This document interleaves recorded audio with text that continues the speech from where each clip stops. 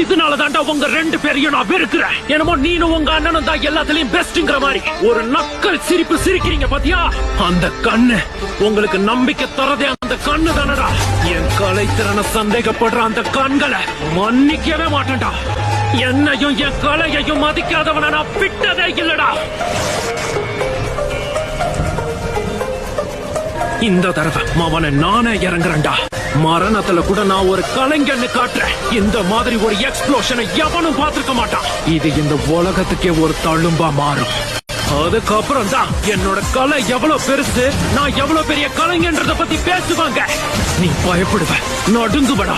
உன் கண்ணு முன்னாடி உன் சாவு நிக்கும். அத பார்த்து ஓடுவடா. வலி நான் உனக்கு என்ன நான் காட்டுறேன்.